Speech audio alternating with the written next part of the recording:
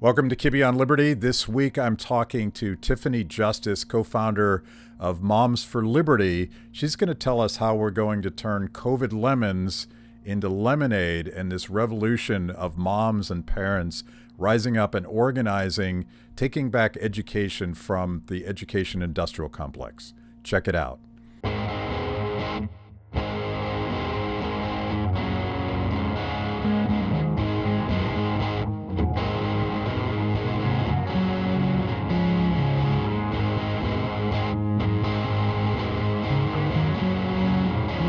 Welcome to Kibbe on Liberty.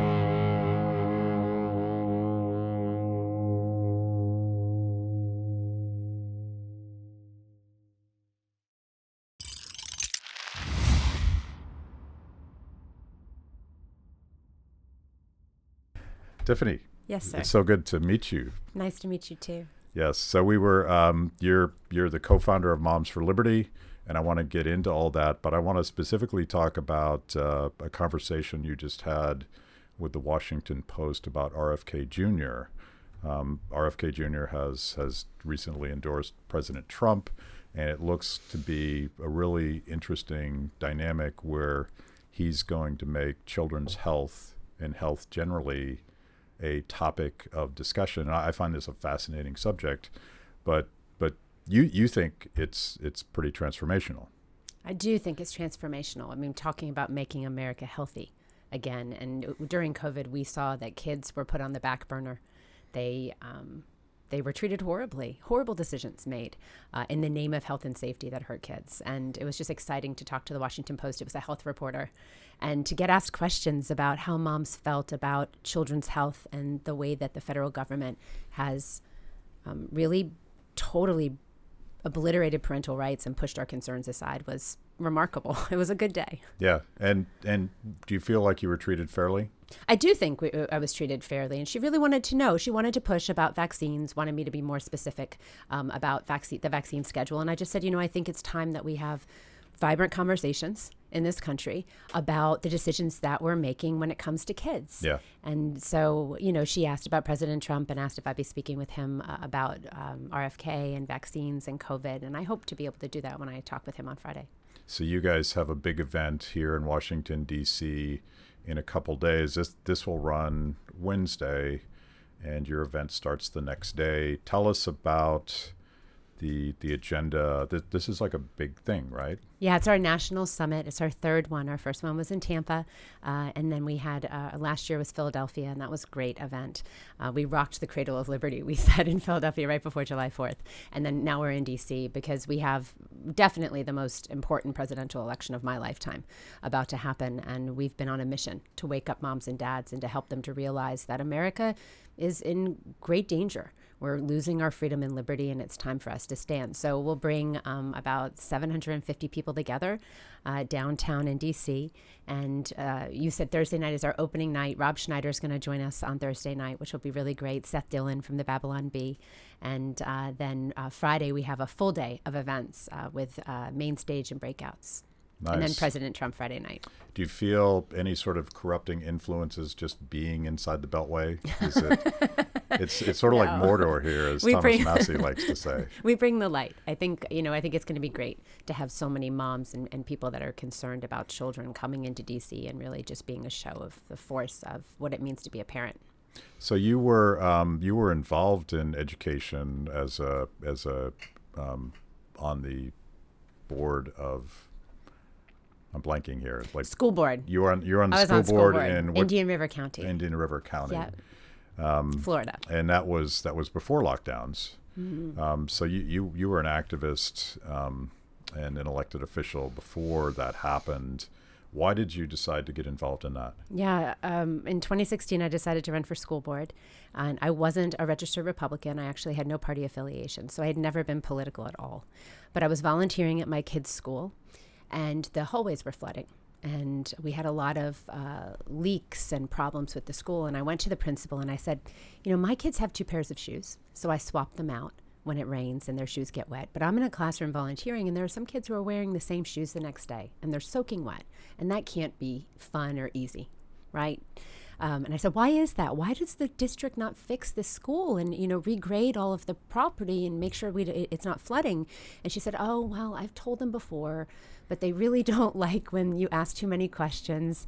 And I am a disruptor by nature. I just, my mom was always like, don't make waves, but I make waves. And I was like, well, I don't care if they don't like me. And so I went to the district and I asked them, why haven't you fixed this school? And the truth was that I found out a couple things. One, I found out that this school had been pushed off of the capital outlay plan time after time after time. It just kept getting pushed, right? There were things that were more important. And so it really showed me that just because parents hadn't stood up and said anything, right, there was no action. The other thing that I learned about the school, and my daughter was very young at the time, she was kindergarten, first grade, was that the principal didn't want to attract attention to the school. Because while she had a vast majority of white students reading on grade level, the black students at the school were reading around 25% of proficiency in third, fourth grade. And she didn't know how to solve that issue. She didn't know how to address it. And I don't think she wanted to cause any problems, so she could just kind of go on with getting an A, right? And not actually addressing what was happening with the kids at the school.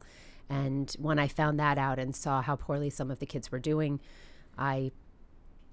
it was suggested to me I run for school board, and I decided that I would.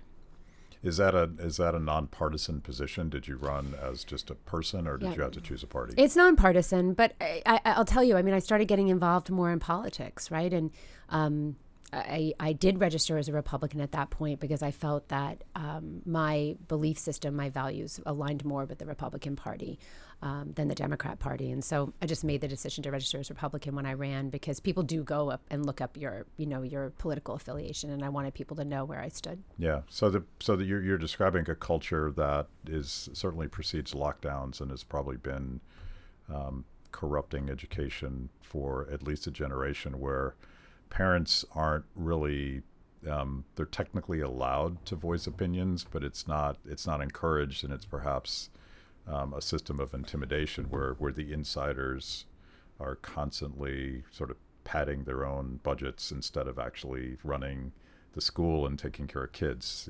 You ran into that. I did. I saw that education had become a jobs program, and it was more focused on what adults wanted than what kids needed. Yeah. And I just felt like more parents needed to know that and have their voices heard so we could really prioritize kids. And that's and that's at the local level. Yes. And then you get to the state level and the federal level, and it becomes not at all about education or kids. Absolutely. But the local level is the most important. The school board is the most important elected office in your community. There is just no doubt about it. First of all, you're setting the trajectory of all of those children's lives, right? And you're prioritizing the most amount of money spent on any given elected, in any given government agency. With over 50% of your taxes in Florida, ad valorem taxes, property taxes, go to school board. So you're paying an enormous amount of money for the services as well. So local politics is incredibly important. School board is an area where the unions have really run the board for years. And I remember sitting in bargaining sessions and looking at the superintendent and the other board members and saying, okay, so you've got the union bargaining for the union. You've got the district bargaining for the district and the system and what they want to have happen. And then you've got school board members who are basically doing whatever the union wants. Who's representing the parents and the kids? And, from that time of being on school board, it was always 4-1 votes. It was a 5-member board, and I was always on the other side of things, just questioning, like, why are we doing things this way? If it's not working, why aren't we changing anything? And I didn't have any connection to the district beyond having kids there. Like, I didn't go to the school system. It wasn't like Susie's brother's cousin's friend's husband. It wasn't that I knew everyone and that I was a part of this system. And what I saw was that for a lot of people, they had been in that system for a long time. You're talking about, lengthy careers, people holding a job for 15 years. And you look at the way that kids are doing in school, they're not doing well. So why does that person still have that job? There there was an African American Achievement Committee. The school district that I served in is still under a deseg order, if you can believe that. And I really think it's because no one's ever prioritized reaching unitary status, right? And so when I got on that board, that was something that we worked to do, because there were certain areas of the deseg order that we were in compliance with, like, schools in general. There wasn't, we didn't have high poverty schools that were lacking in services, right, or in facilities. The school that my kids went to happened to be on the island. It was the only school on the island in where I live in Indian River County, and so it's in a very affluent area. But schools weren't being prioritized. And then in that meeting, there was a $500 stipend that was being given to a teacher at every school to basically do a float for the Martin Luther King parade. And I was furious and said, this is unacceptable. The kids are not doing well in school. And I pushed and pushed about it. And the woman who ran that committee was very high up in the NAACP. And I was made the enemy. They called me a racist. They said I was causing problems. And the truth was I was just blowing the whistle on a system that was protecting itself instead of prioritizing children. Yeah, it's completely inverted. But so you were on the inside, typically outvoted 4-1. What was the trigger where you said, I can't do this from the inside, I have to do it from the outside? School board was interesting. When you're a disruptor in the system like that, they make your life a living hell. Yeah. And they want to try to paint you as a disruptor. I try to talk to our moms about this all the time. When you go in and you're fighting against a system, they're going to make you look like you're the chaos agent, right? They've done that with Trump too, I think. Why can't you just get along? You're the problem. You're starting problems. Where the truth is, you're really just talking about the problems and trying to solve them, and they're not interested in solving them. I just felt like COVID happened. And March 13th, 2020, we closed schools. We locked down schools, closed schools. They said it was going to be 2 weeks. I knew it wasn't going to be. I remember where I was standing when we got the announcement about COVID and about the schools closing, that Governor DeSantis was going to close the schools, and it felt like somebody punched me in the stomach. I really remember just this physical reaction, like, this is really bad. I liken school districts to like a cruise ship. It doesn't start fast, right? And it doesn't stop fast. And the idea that we were somehow going to just pivot to, overnight to virtual learning and giving all these kids one-to-one devices, which apparently we didn't have money for before, but magically now we did. Like, just so many questions to me about, all the things I had been questioning, and all of a sudden we could change everything overnight. So I knew it was going to be really bad. And then I refused to have any meetings that weren't in person for school board. If school board members didn't want to come, that was fine. But I came to every single meeting in person. And I wanted to be there, and we needed to be open for parents to come and speak. And I just was shocked, honestly. I know that people are like, how could you be shocked? I was shocked at the way that the bureaucracy worked, how willing the school board members that I was serving with were to abdicate their authority to bureaucrats. We had hard decisions to make, and we were the ones elected to make them. And it was like they didn't have any foundational principles with which to make those decisions. They just were like, who is smarter than us that can make this decision? And then we can, basically say, oh, it's the Department of Health that made us do that, or what have you. So I was very frustrated. It inverted everything. And I think I see Jennifer Say is speaking at your event. And she is.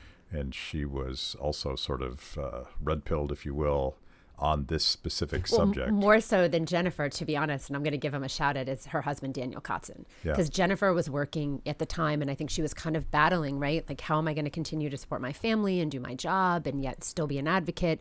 But Daniel was home with the kids, and he would tell stories online. He would try to go to the playground in San Francisco, and it would be taped up with caution tape, and the police would pull him off the playground, and he'd look over at City Hall, and there were people doing drugs out on the street, and the police wouldn't say anything. Daniel was like a true warrior. He was my... I told Jennifer, I saw her last week in Chicago, I was like, I'm a super fan of your husband's, because he was just ruthless in his advocacy. Yeah. Awesome. He certainly caused her some trouble when she was still an executive at Levi's. I want to tell you about this new brand that we love here at Free the People.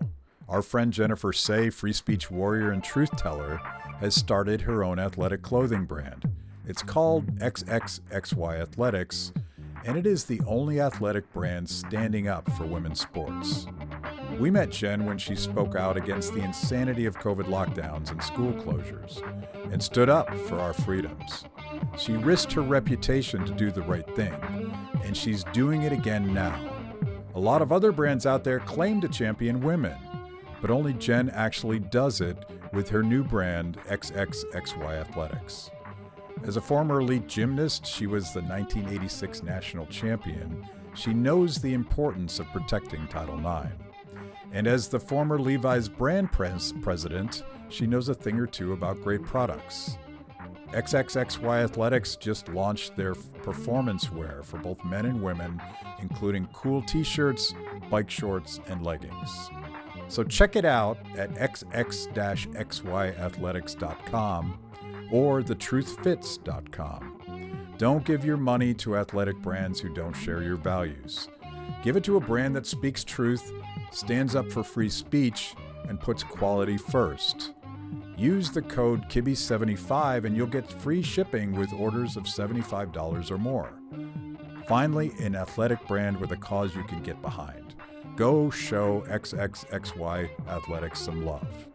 Wear the truth out loud. Go to xx-xyathletics.com and use the code Kibbe75. That's KIBBE75 to order. Do it now. The outrage, like it's hard not to be outraged because it became very obvious early on that the machine that you're describing, the education industrial complex, all of the lockdowns were about protecting the machine. Yeah. Teachers that were afraid, and there was pretty early on there was evidence that kids were not at risk, and that there were obviously all sorts of other risks that kids would incur by locking down schools and isolating them, and we should talk about that. But it was so obvious to, I think, a lot of parents at that moment that who hadn't maybe been paying attention. You were already like fighting this, but so many parents were like, wait a minute, maybe it's not about my kids. Right. That's a moment. That's an opportunity, and I argue like one of the upsides of lockdowns. I call it COVID lemonade. Yeah, we've turned on a bunch of parents to the realities of the system. Yeah, 100%. We joke all the time. I mean, I was raised that when life is going to hand you lemons, and life does hand you lemons, that you figure out how to make it work for you. That was just how I was raised. And so, watching, it had become very clear to me. You asked me about school board and when I made the decision to kind of try to do something else. It had become very clear that I needed an army of parents behind me. I would watch as we would make decisions as a school board, and the union would come in, all dressed in red. I've had change thrown at me. I mean, you just like, crazy stuff, right? Even before COVID. And, but they would come in, and that just the presence of them being there and the way that they would advocate and the way that they would email the board members and speak publicly to the media would change the way that board members would vote. And I was like, well, two can play this game. Like, we just need to get parent. I know parents care. I see them all the time, right? I had 4 kids in public school at the time when I was on school board. So, not only do I have 4 kids in 3 different schools, I've got all their friends and the parents, right? And then you go out in public and people talk to you about, their experiences at school. Oftentimes, it's not a great experience, but that they bring to you when you're in the supermarket and someone wants to talk to you. It's not normally like, oh my gosh, my kid's having the best year. It's normally, something's happening, right? Right. But yeah, we needed an army of parents to stand up. And then when COVID happened, what I watched was these parents that started standing up and speaking out, right? They were finding their voice, and they were getting shut down. And then it was just this self-exacerbating cycle where parents finally were coming up. Now they were getting their mics shut off. They were they were being silenced. Then they would get angrier, and it was just devolving. I mean, it was a bad situation. And that's really where Moms for Liberty starts. So my term ended at the end of November of 2020. 2020. And then Tina Deskovich, who's the co-founder, she was in Brevard, a county up, and we got together and just said, like, we need to figure out how to help these parents to be effective advocates. And shortly after we started Moms for Liberty January 1st. Yeah. So I was a Tea Party organizer back in the day, and I see the analogy is almost perfect, because one of the things that you noticed very early on in the Tea Party was that the leaders were actually moms, and that sort of violated the assumption of politics, and particularly conservative liberty politics, Sure. that it's male dominated, and they went through this same cycle, and they were mostly showing up at town hall meetings instead of school board meetings. Right. But the same story, like terrorist, racist, Right. And they were sort of thinking naively that the system actually like democracy demands that we show up and engage in the process and participate, and it turns out that nobody wanted them to actually know what was going on. That's true. And I would just like to say, I said I registered as a Republican in 2016. I just want to be clear, like the Republican Party was not welcoming. The Republican Party in general has not been welcoming to Moms for Liberty in general. It's been shocking to me, actually, just to continue to see it. Although I think we're kind of breaking ground and breaking through a little bit in the past year. But so many of our moms, they're not political. It's not like they were like Republican ideologues, right, who were looking for a home. These are people that were like me. Yeah. They were in the busiest time of their lives. They didn't know that they needed to get involved in government and in politics. And then COVID happened, and Allie Beth-Stuckey spoke at our summit in Tampa, the first one. And she said, politics matter because policies matter, because people matter. And it just, during COVID, people saw that they were being hurt, that their kids were being hurt. And they said, well, why is this happening? And they said, well, there are really crummy policies. These are really bad policies. Well, who makes policies? Well, politicians make policies. And then I think American moms had this revelation where they were like, well, these people are idiots. Like, I can make better policy than this. What have I been waiting for? What have I been scared about? Why haven't I gotten involved? And so that's why I think Moms for Liberty is so cool, because, we just had 3 of our moms, 2 chapter chairs and 1 member of our board win and move. I think 2 moved on to the election in Florida for the House of Representatives. So, not only are we winning school board now, we only endorse in school board races, but you're seeing our moms, move up and start running for other offices too. So I really like that part. Yeah, you sort of realize, like, we had a slogan that didn't make Republicans happy, which was, we have to beat the Republicans before we can beat the Democrats. It's unfortunate. And it's the same thing, because, the system, and I this is why activism matters so much, is people sort of naively think that people get elected and then do the things that they promised they would do, whereas they get swept up by the incentives of the system. Or the system fights against them. I mean, like in my case, I went in with really good intentions, right? Like, here I am, I'm a mom, I've got 4 kids in public school. I advocated for my kids' school. By the way, we got the school completely renovated. Yeah. Right? So before I was on school board, I helped to make that happen with a bunch of other moms at the school. And so I was like, okay, well, look what happens when moms and dads get involved. We can really make change happen. So I came in with that idea, and then it was just a system that constantly tried to distract and villainize me and make me ineffective.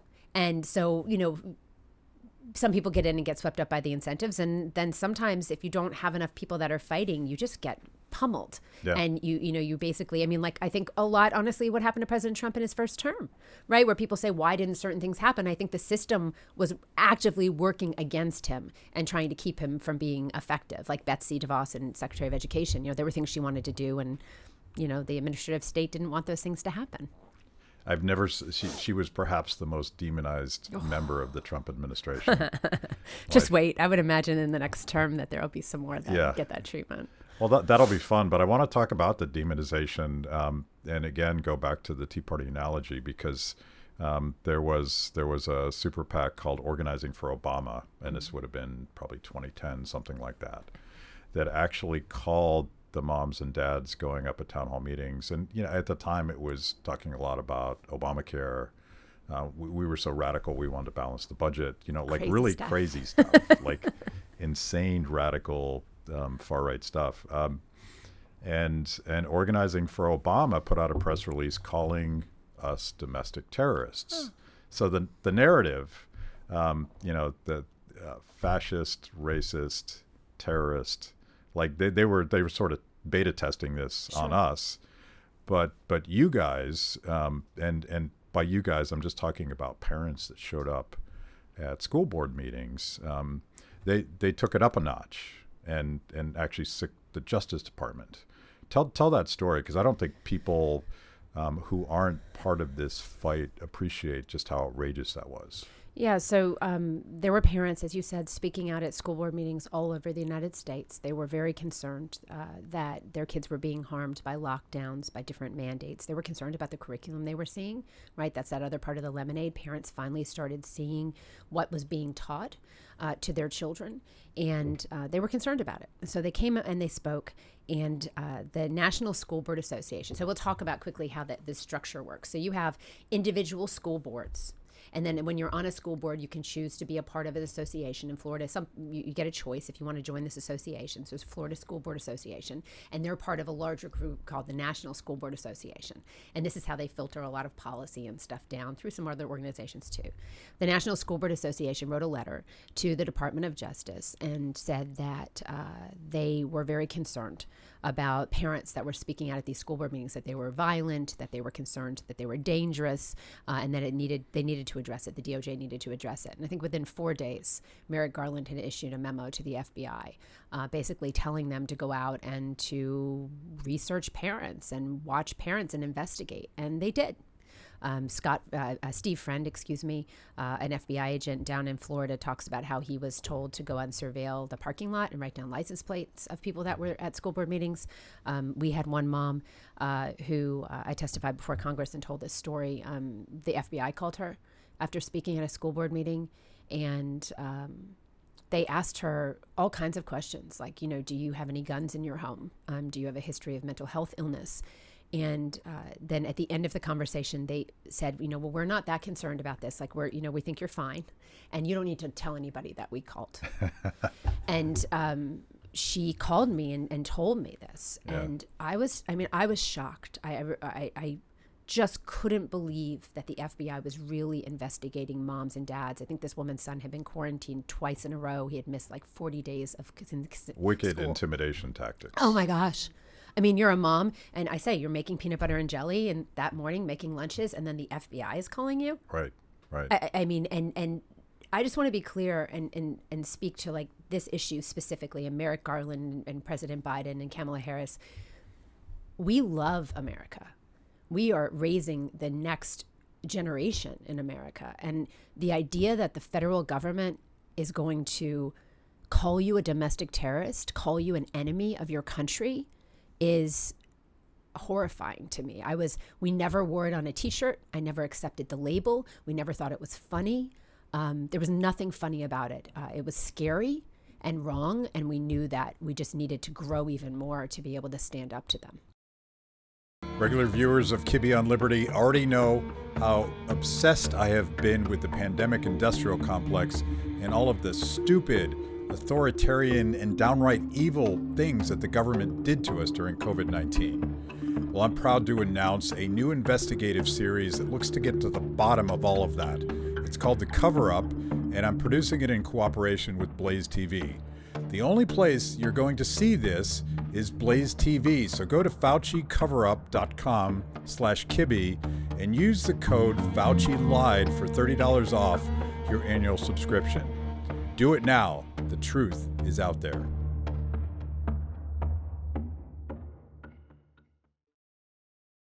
In the Tea Party case, they didn't sick the FBI on us, but they certainly went after, they sicked the IRS on us. I don't know if you remember this. Lois Lerner was targeting, and again, like, you have this naive view that we're organizing and we're petitioning Capitol Hill for a redress of grievances, and that didn't work. So then we start organizing politically, and they're trying to follow these complex rules, and all of a sudden the IRS is going after just mom and pop tea parties all over the country. But it seems to be escalating, and I think this could also be lemonade.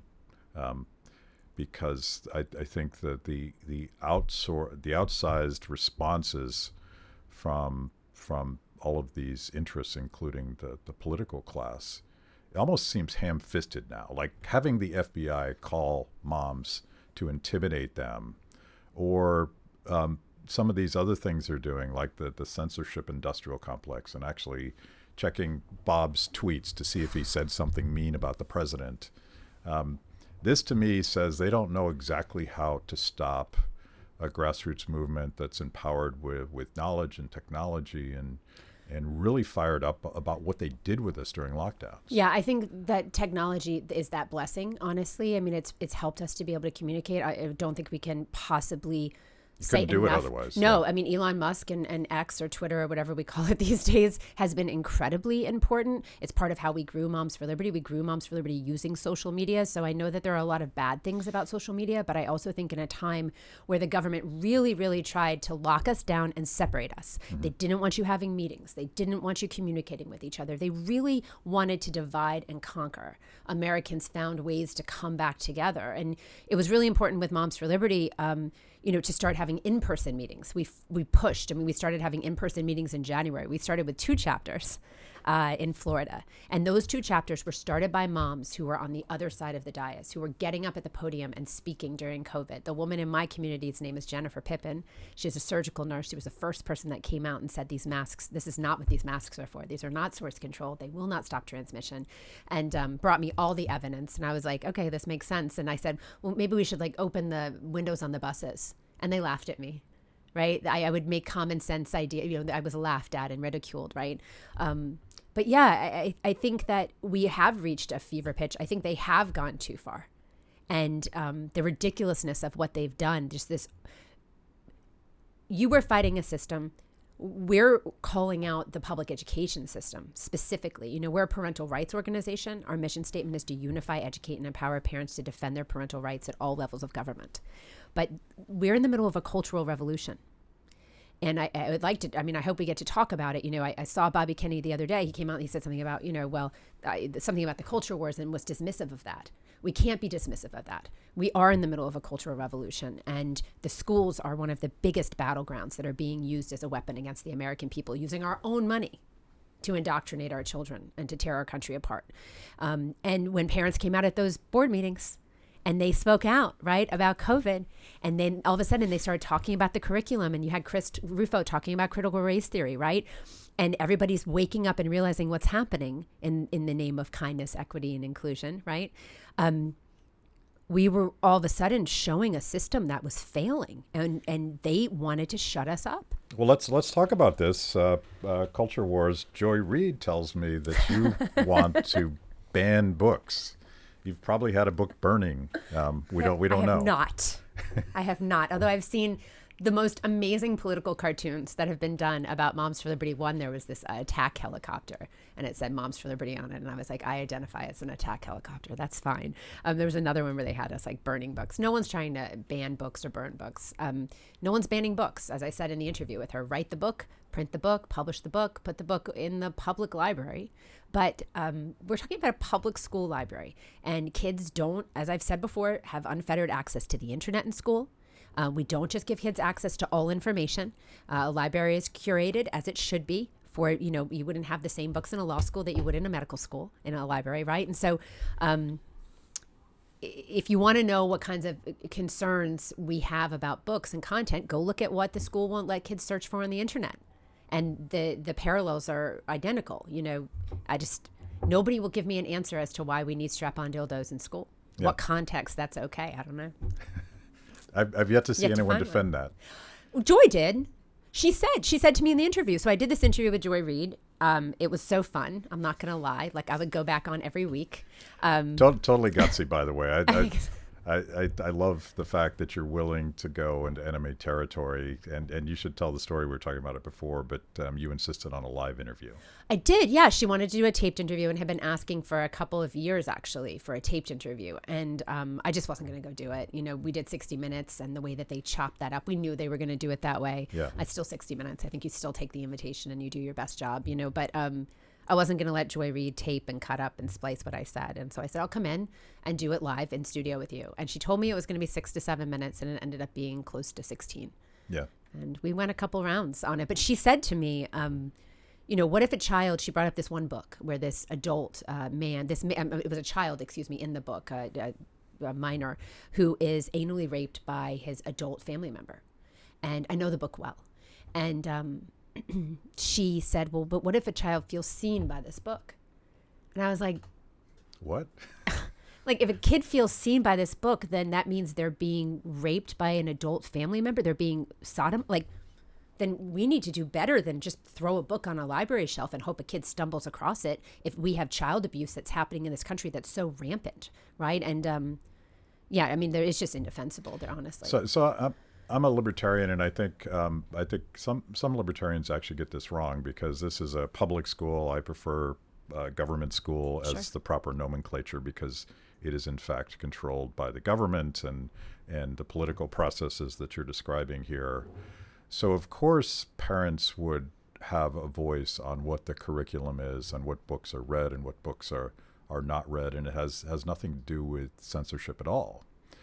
As long as we're accepting that this is a system that is taxpayer financed and government financed, again going back to this idealized form of the American system, you want parents deciding. I think parents are the number one driver of student success. I understand, and people will say to me, well, not every kid has a parent that's involved. Okay, but every kid should have a parent that's involved. And why are we telling parents that it's okay if they're not involved? We should be expecting that. We should be doing everything we can to encourage it, right? And so if schools really want kids to do well, and they say they do. Randy Weingarten, the teachers union, says they want kids to do well, right? Secretary Cardona says he wants kids to thrive and do well. If that's true, then we should be rolling out the red carpet for parents. But that's not what they're doing. They're pushing us out at every turn. So you guys are Moms for Liberty, and I would push a little bit. I think the liberty solution to the question of curriculum ultimately is letting parents decide. Ultimately, like maybe there are parents that want strap-on dildos in their students' curriculum. I've never met one, but let's assume that that's possible. We did a documentary called Sick Year about various moms that similar story to you in terms of just finally realizing how bad the education system was for their kids, and not just curriculum, but the regimentation, and it almost feels like a prison environment where you have to do X, Y, and Z, even if your child doesn't thrive in that environment. So they opted out. They did pod schools. Some of them were homeschooling. Some of them did these collaborative schools where obviously they are deciding 100% what the curriculum is. And to me, that sounds better than politics and sort of splitting the difference between, some people want this, some people want that. How far do you guys go in terms of policy? Like what ultimately, where are Moms for Liberty on education policy? So we believe and we know that parents have the fundamental right to direct the upbringing of their children. This is not a right that the government gives you. If you believe in God, it's a God-given right. This is a fundamental right that you have. And the government can't take that away from you, certainly not easily. Like you don't have the right to abuse your kids. You can't drown your kid in the bathtub if you want to, right? You can't normally cut off the healthy body parts of kids. And we should talk about gender ideology if we have time to talk about that, because what a madness that has, taken hold in our country right now in America, and America specifically, by the way, which is crazy to me. But we believe, as far as education, that parents should make the choice about how they want their children to be educated. And if their child is going to government schools, your parental rights don't stop at the classroom door. And I think only because parents have kind of stepped back and allowed the school to do more and more and more and more, we've lost our place there, and now we're reasserting our position, which is making them so incredibly uncomfortable. And that's just tough. So we think every parent should have the right to choose how to educate their child. During COVID, we had a lot of moms that pulled their kids out of public school. We had moms that fought in public schools. We have moms that started pod schools, micro schools. We had, in fact, in Tennessee, we had a really vibrant pod school growth. And then what happened. And if you don't want to run for school board, you can run for county commission, because what they do at the county commission level in order to stop that is all these different codes and regulations to try to stop you from using different buildings in order to have alternate schools. And so, we just believe that there should be choice. And if you're public, I believe, honestly, in my heart, that the majority of Americans, if your government school, if your public school that's around the corner from you was a great school where your kids were learning to read and write and do math and they were happy and they enjoyed going, I think the majority of people would be okay with sending their kids there, honestly. I mean, you see a lot of Americans do that anyway. Yeah. So the fact that you've got, I just read a ProPublica article about schools closing in Rochester in New York, and they give like a million excuses and reasons. Well, these schools are all like in the bottom 5th percentile of achievement. Children are being forced to go to failing schools, and the system is defending it, saying, oh, well, we have schools that are failing to teach children how to read. 0% of kids reading in some schools in Baltimore City, in Maryland. That's insanity. And yet $840 billion a year that keeps going into this system, right? So parents are the ultimate driver, and they should be making the decisions for their kids. At Kibbe on Liberty, freedom is a lifestyle 24/7, something you live and breathe and wear every day. If that describes you, you need the very best Liberty swag in the market today, just like this shirt I happen to be wearing. Go to freethepeople.org/KOL and check out our exciting merch. You too can love Liberty and look cool. So, this is I don't know what the answer is, because my libertarian instinct is to always defer to the parents' rights, because sure. I think it should be obvious that parents care more about their children than anybody else, and someone like Randy Weingarten or maybe Kamala Harris would say no, we care more about your kids. There's actually instances where they claim that they care more. Yeah, Joe Biden said in the Rose Garden, I think it was Teacher of the Year Day, and he said, when the kids are in the classroom, they're your kids. Yeah. And, the answer is no, that is not, we could go and talk about a lot of bad people in history who have used the school system to indoctrinate children, who wanted the schools to be the parent, and to raise kids. And, schools can't teach kids to read, so they have no business trying to raise them. And you're having, I think this was in California, but you just had an instance where a child was taken from parents because they refused gender surgery. It's happening everywhere. It's happening everywhere. What happens when the parent wants the surgery, which is also happening? Sure. Where's the line? Yeah. So if your kid wanted to be a pirate, right? And I mean, I've had 4 kids. They wanted to be all kinds of things. If your child wanted to be a pirate and you took them to a doctor and you said, please cut off their foot and put on a peg leg and poke out their eye and put on an eye patch, you'd be arrested and the doctor would lose their medical license. And yet somehow when it comes to this issue of a 5-year-old deciding that maybe they were born in the wrong body, which is being put into their minds, by the way, by the government school system, somehow that abuse is okay. You don't have the right to, as I said, drown your kid in the bathtub. So there is a line here between parental rights and abuse. And there are laws that are supposed to protect children from abuse.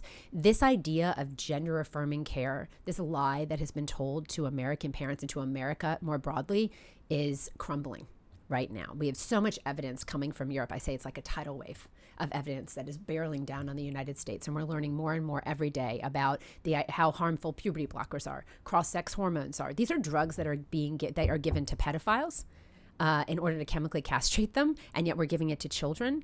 There's evidence to show that boys who are put on puberty blockers between the ages of 9 to 11 never have an orgasm in their lives. We are sterilizing children in America, and then cutting off the healthy body parts, the healthy breasts of girls, doing vaginoplasties and phalloplasties, literally crafting a fake penis from tissue on an arm or a thigh and attaching it to the groin of a child, of a minor, and it's happening all over the country.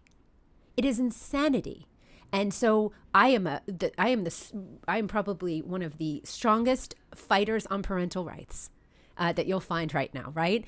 You don't have the right to abuse your children. And I think this madness is going to end, but you've got this wild kind of meeting of gender ideologues and the federal government I mean, we have Richard Levine, who goes by Rachel, who's the Assistant Director of Health and Human Services in the United States, who is a man pretending to be a woman, dressing like a woman, going to work every day as a woman. This is a man who had children, who has spoken on the record about how happy he is that he didn't transition until later in his life because he got to have children.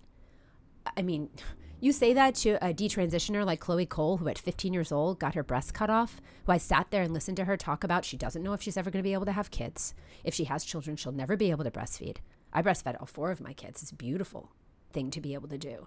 And these gender ideologues are stealing a future from these girls, and specifically girls right now with rapid onset gender dysphoria, that these girls don't even know that they want. Like when I was 12, 14, 16, I didn't know that I wanted to be a mom of 4. I had no idea. If you had said to me, do you want to have kids? My brothers were pretty annoying, right? I mean, I probably would have said, no, having kids looks like a real drag. And then, of course, now I'm a mom and it's the best part of my life.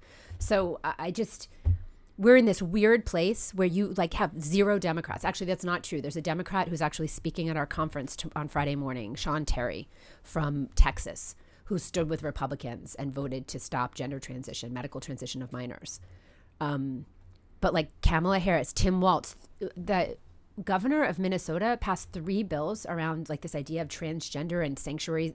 Let's talk about people taking kids away, the government taking kids away from parents because they're not willing to affirm. And I'm trying. Like, it's going to stop. I know. Where did this come from? Because there are other Democrats. My old nemesis Bill Maher did this segment at least a year ago where he compares generations of gender identity. Go back 4 generations, 3, 2, 1, and it's exponentially growing the number of people that are gender confused or identifying. Sure. That. Where is that coming from? Because suddenly this is like a big thing. Yeah, I was just at a conference in Chicago, GenSpect conference. Stella O'Malley started GenSpect, and now it's in the United States. And I was speaking. I led a panel of parents and moms whose kids had been affected by rapid onset gender dysphoria. And there was a gentleman speaking who was a professor at Northwestern, and he showed this chart of, I think it was like 2012 when Tumblr started, and the spike in this ROGD, as they call it. So I think social media has played a big part in this giving the kids the idea somehow that they're gender confused. I mean, I remember when I was in school, there were kids who were like goth or emo, right? I mean, it was like a phase that you went through, and it didn't affect your long-term health and development. It just was, you dressed differently, or you wore your hair differently, or you got some piercings or what have you. And so I think what we did was, in this time of, find me one girl who just loved puberty, who was like, I'm so excited I have to wear a bra and I love getting my period. I mean, it's not easy. It's not fun. Your body changes in so many different ways, and you start getting attention that you weren't used to getting, right? And so the idea that girls are uncomfortable during puberty makes sense. And somehow we like pathologized that discomfort and told them, well, maybe you were just born in the wrong body. These are kids who have never experienced gender like confusion, right? Parents that come out and say like, no, my son or my daughter never had any of these issues. And all of a sudden, this is how they're identifying as non-binary or what have you. And I think there are some other cultural reasons for that we can talk about. When I talk to parents of kids who are older now, so there's this group called Parents with Inconvenient Truths. You can follow them. I think it's Pit Parents on Twitter. And I did an interview, and I've spoken to a lot of the moms. Their biggest concern now is that the federal government is pushing this into schools, and that, their kid got caught up into it when they were like, in puberty or right after puberty, but that if we are feeding this into kids' minds in kindergarten, kids who believe in Santa, right, or the Tooth Fairy, that we're going to have a whole generation of kids that, are believing this lie. And then you put Title IX on top of it, and we just got a preliminary injunction on Title IX, which was really great and exciting for Moms for Liberty, something that came out of Moms for Liberty that I don't think I could have envisioned when we started it, just a natural growth of it. But, they want to force your kids to lie in school. So it's like, okay, so a boy can be a girl can be a boy, or you could be like a tree that day. What if schools were coming out and saying 2 + 2 = 5? What if that was like the new thing that happened? What would people say? What would Americans do about that? I worry sometimes that Americans would be more upset if teachers were telling kids that Santa wasn't real. Like if you had kindergarten teachers all over America that just decided we're done with this Santa nonsense, we're just going to blow the whistle, right? I bet parents would be really pissed off about it. Well, parents, there are teachers that are telling your kids that they could have been born in the wrong body and that you were wrong about something that was so fundamental, just a truth that you knew. And they are driving a wedge between you and your kid. And that's happening by mandate in districts across the United States, in Maryland, in New Jersey, in California, in Washington, in Minnesota, in Illinois. I mean, like, it is time to take a stand. And that's what we did in that Title IX case. We had 4 moms that were like, this is compelled speech. I am not going to have my kid lie at school. You cannot force me to tell my child to lie. So let's wrap up because we're running out of time. But I want to talk about the agenda. I know you touched on it early on, but people still have time to join you, and particularly if you're in the area and here in DC for your annual conference. Talk more about the agenda and how people find it and sign up and participate. Yeah, so there's still time to join us if you'd like. I think there are a few tickets left. We call it the Joyful Warrior Summit. I'll just tell you quickly why Joyful Warrior. When everything happened during COVID, I remember being really angry. I was very frustrated. I was angry at the other board members for being such cowards. I was so angry at the school system and the Department of Health and the way that the system was just blocking parents and how stupid the decisions were. And it was affecting me. It was affecting my whole family. And I was just like, I have got to like press my reset button here and find a better way to do this and advocate. I'm going to try to. And so we say we're going to fight like hell with a smile on our face because our kids are watching us, right? Yeah. And so Joyful Warrior Summit. At the JW Marriott downtown in DC. You can go to our website, momsforliberty.org. And so Friday is great. Friday morning, we're going to have a panel called Changemakers. Tulsi Gabbard, Jennifer Say, Maud Marin, who was a community education council member in Manhattan, a former Democrat who's now an independent, and Sean Terry, as I said, will join us. And we'll just talk about how this idea of being trapped within a political party and having to only vote one way, again, I'm challenging all the Democrats. Where the hell are you on parental rights? Where are you on this issue of gender ideology? What we're doing is sick and it needs to stop. Stand up now. Or start thinking of reasons why you sterilized kids. Start thinking of excuses. So we're going to talk about that. Then we have great breakouts that cover a really wide range of issues, from some of the most pressing things that are happening as far as ideology in the schools, some history, the history of Marxism we'll talk about in one breakout, and we'll give tools and training and tips for policy and then legal help, because parents really need to understand their parental rights and how to use those parental rights in order to help our country. Lunch will be James Lindsay, who is a good friend of mine, Conceptual James on Twitter. He always speaks at our lunch during Summit, and so that tomorrow, on Friday, it will be no different. And then we'll do a panel on media with Yanya Kalik from Epoch Times, Adele Malpass from Daily Caller, and Sebastian Gorka will join us. And then more breakouts that afternoon, and then I will do a fireside chat with President Trump. And I've been working on Do you have like 3 hours for that? I get an hour. He gives long answers. I don't know if you knew this. He does give long answers. I get an hour, and I've been working on questions. Is there anything that you think I should ask him? Not.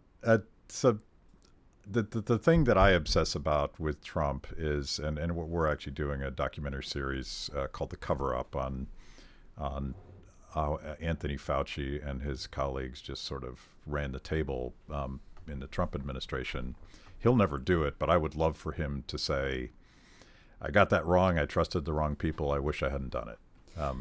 Do you think him bringing in RFK, and, I don't disagree with you. I think I often wonder, someone posed an interesting question to me the other day. They asked me, how much worse could it have been if Joe Biden was president or Kamala Harris was president when COVID happened? And I had never really thought about it that way, because I think President Trump is very demonized at times for some of the decisions that he made. And I'll just be honest with you. I mean, I wasn't there. I can't imagine how difficult it was. I would imagine he was being told some really awful things that affected his decision making. But I do think taking a step back and looking at how bad the Democrats are on this issue of COVID and lockdowns and mandates, and they haven't, really acknowledged the harms. I think they do it all over again. Do I think President Trump would make the same decisions that he made before? No, I think it looks like he's willing to bring some people in who have knowledge and skills to help to influence those decisions in a different way. I think we started to see that a little bit with Scott Atlas coming in at the end of his term. So I'm hopeful that President Trump would make different decisions if we were ever put in Scott that Atlas position. is the so far in this series we've talked to Jay Bhattacharya, Rand Paul, obviously both heroes on the subject. Scott Atlas, in his own way, was quite a hero because he was the marginalized voice within the Trump administration, and he talks very much about how Fauci and Deborah Birx kept information from Trump, and I get that. But I would like for him, I don't think he's ever going to acknowledge that he got it wrong. It's not a thing he does. Probably not, yeah. But more importantly, next time, because I do think that now that this whole regiment, the lockdown industrial complex and the censorship and all of this is all institutionalized, and certainly the Democrats will do it again. The question is, would another Trump administration do any of that stuff again? Or is there going to be a fundamentally different approach? I am Maybe there's a hopeful. different way to ask where he doesn't have to acknowledge that he got something wrong, but that he could get it right. So someone that's become a friend is Jeffrey Tucker, Brownstone Institute. Yes. You know Jeffrey. And so I did ask Jeffrey, if you could ask President Trump one question, what would you ask? And it was along the lines of, just the administrative state, the deep state, what that felt like and looked like during the time of COVID. And I think we need to be fair enough to acknowledge that I've experienced it myself, that there is an administrative state in America that wants to continue to be in power and control things. And they are going to work against anyone who challenges that power. And I think President Trump was in that situation. I got to be in that situation at the most local level. And their tactics are the same. It's just a different office. Yeah, it's a very real thing, and that's what you'd want him to fully understand this time, what he's going up against. A couple threads. I know I was supposed to end, but a couple threads.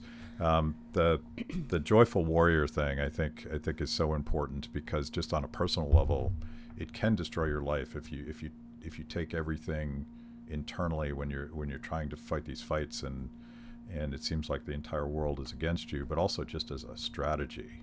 Yeah. Like if you're trying to turn on parents who are sympathetic to your point of view, but you're pissed off and angry, you're a bad messenger. And you also sort of fall into that trap that the Justice Department wants to set. That's right. Oh, look, that person's potentially violent. So I think as a tactic, and we used to sort of have trainings on nonviolent protest, pointing to Martin Luther King and the original March on Washington.